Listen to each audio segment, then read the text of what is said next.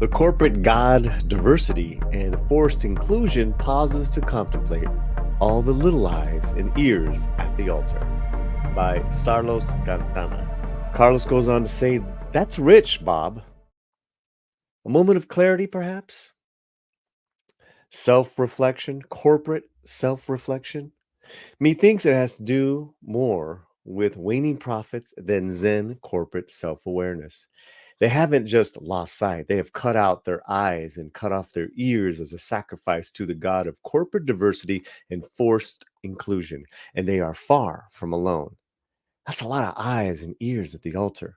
Artists need the freedom to create, full stop, without fear of reprisal or being canceled.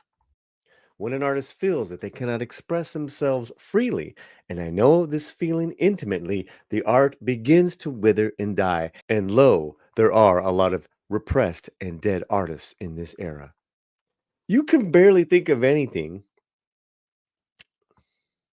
You can barely think of anything anymore without the central scrutinizer watching and listening to everything, just waiting for the opportunity to beat you over the head with a nightstick. Yes, it is that bad.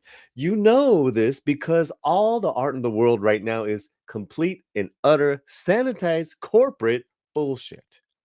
Everyone is afraid to create what they feel because the risk of being labeled a heretic and burned at the stake.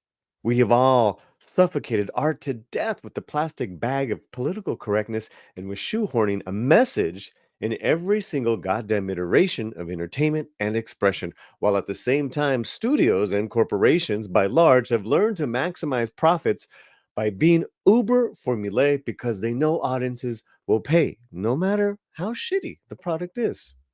Art is and has been dead. The only way to resurrect it is to allow artists the freedom to create the way they did in more open minded times. Remember those days? I do. It's a travesty that we are raising several generations of people in this oppressive, censorship obsessed great art graveyard where all anyone wants to do is wax nostalgic for the good old days. But in order for that to happen, in order for art to exist again, the religious fundamentalists of this era, the cult of corporate woke, has to be exterminated, excommunicated, exorcised, and expelled. Tall order for a culture obsessed with thought crime. Disney certainly isn't going to just voluntarily go fuck themselves, are they? And yet, all this reminds us of a task from Project Mayhem about destroying a piece of corporate art.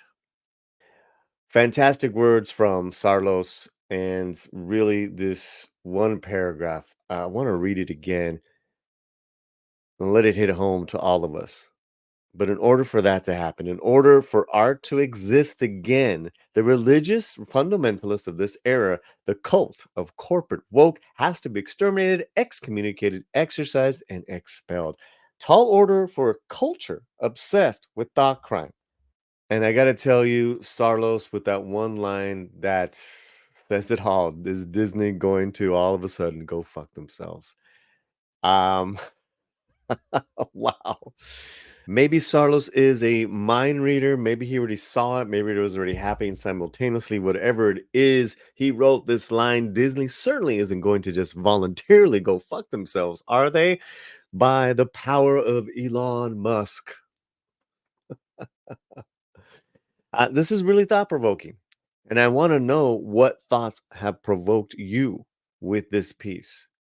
I'll put the link into this video description, but I think the time of subtlety and niceties is over. And I think the era of free thinkers is here. And we are going to push and push and push. And we are going to be heard. We are going to be heard. I want you also to make sure that you connect to our next video in where Sarlos just questions the entire system of entertainment. The entire system of entertainment. It's something that you need to watch right now.